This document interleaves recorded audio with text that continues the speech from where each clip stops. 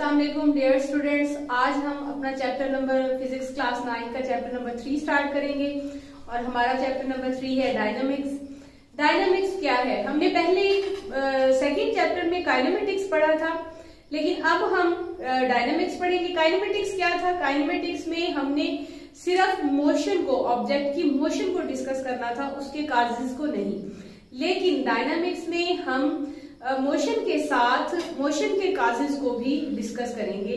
तो ये फिजिक्स की एक ब्रांच है जिसमें हम मोशन और मोशन के काजेस को स्टडी करते हैं। इसकी डेफिनेशन कुछ यूं हम लिखेंगे, dynamics the study of motion of an object and the causes of its motion. Motion को भी स्टडी करना है और मोशन के काजेस को। क्या मतलब है इस बात का? एक फर्ज करेंगे कोई भी ऑब्जेक्ट मूव कर रहा है तो हम उसकी मोशन को तो देखेंगे ही, स्टडी करेंगे, लेकिन वो क्यों मूव कर रहा है, कौन सी फोर्स उस पर लग रही है, किस डायरेक्शन में वो जा रहा है, ये सारी चीजें भी साथ हम उसके डिस्कस करेंगे। मोमेंटम, उसका इनर्शिया, ये सारी चीजें जो है वो डायनामिक्स उसके काजेस में आ जाएगी। सेकंड है हमारा पॉइंट फोर्स। फोर्स क्या है? वैसे तो हमने नॉर्मली पढ़ा हुआ है कि फोर्स किसी भी ऑब्जेक्ट पे या किसी भी जगह पे जो हम प्रेशर लगाते हैं, फोर्स लगाते हैं और ऑब्जेक्ट हरकत करने लग जाता है तो ये फोर्स है, या फोर्स की वजह से कोई भी बॉडी जो है वो एक जगह से दूसरी जगह मूव करती है। लेकिन फोर्स की जो हमारी फिजिक्स में डेफिनेशन होगी वो इस तरह होगी, a force moves or tends to moves. क्या मतलब है? मतलब कोई भी ऑब्जेक्ट को मूव करवाती है या मूव करवाने की कोशिश करती है। और आगे है स्टॉप्स और टेंड्स टू स्टॉप्स, रोक देती है या रोकने की कोशिश करती है। The motion of a body, the force can also change the direction of motion of a body. अब इसको हम अंडरस्टैंड एक एग्जांपल से करेंगे।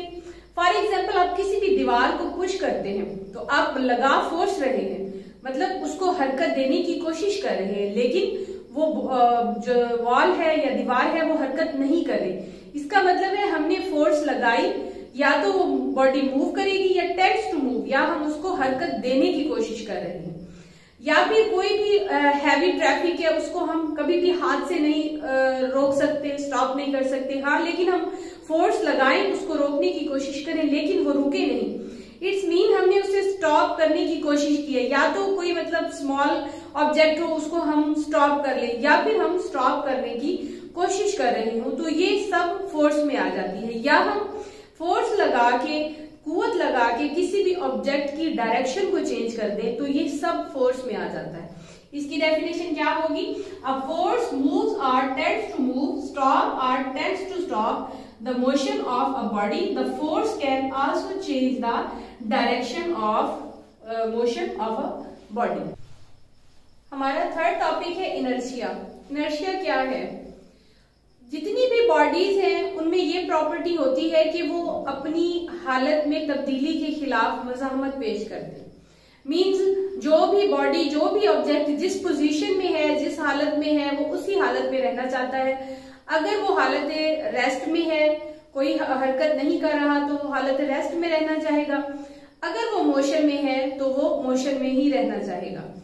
इसकी एक मैं मिसाल आपको देती हूँ। कभी भी जब हम किसी भी गाड़ी में या बस में या बाइक पे सफर कर रहे हो तो अचानक से जब ब्रेक लगती है, क्योंकि हमारी बॉडी जो है वो हालत मोशन में होती है, हरकत में होती है और वो हरकत में ही रहना चाहती है, तो जो ही ब्रेक लगती है तो हम थोड़ा सा आगे की तरफ मूव करते हैं और फिर पीछे को आते हैं और स्टॉप होते हैं।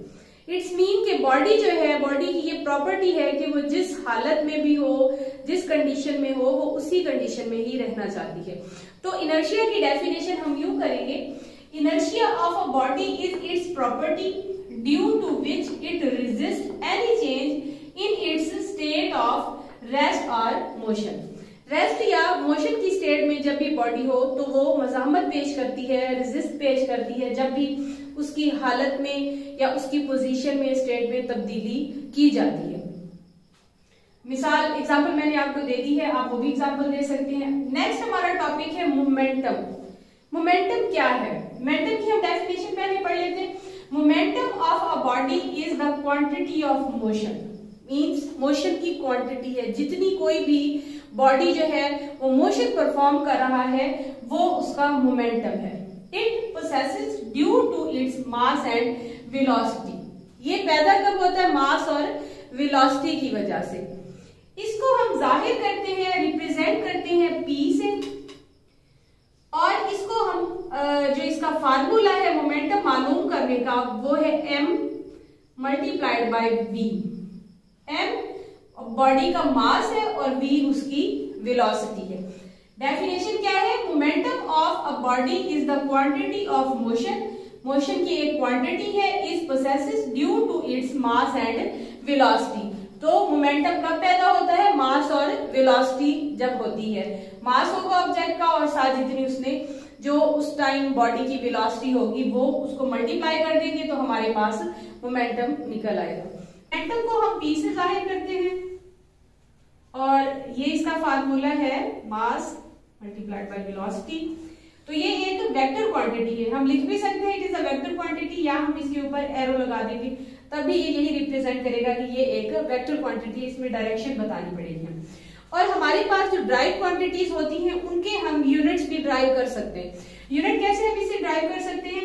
ये हमारे पास मास है, मास का यूनिट हमारे पास होता है किलोग्राम, और हमारे पास वेलोसिटी का यूनिट होता है मीटर पर सेकेंड। तो इसको हम लिख देंगे किलोग्राम मीटर पर सेकेंड। ये इसका मैंने यूनिट निकाला है, फार्मूला हमारे पास यही है, ये मैंने फार्मूले का यूनिट निकाला है। तो हम इस तरह इसका यूनिट निकाल सकते हैं। अगर आपको फॉर एग्जांपल यूनिट भूल गया है तो आप जो हमारे पास फार्मूला होता है उससे भी हम यूनिट को ड्राइव कर सकते हैं। ये डायरेक्ट भी हम यूनिट लिख देंगे तो कोई इश्यू नहीं है, लेकिन हम इस तरह अगर हम भूल जाए तो हम इसको यूनिट को ड्राइव भी कर सकते हैं। तो ये एक वेक्टर क्वांटिटी है और इसका यूनिट है किलोग्राम मीटर पर सेकेंड।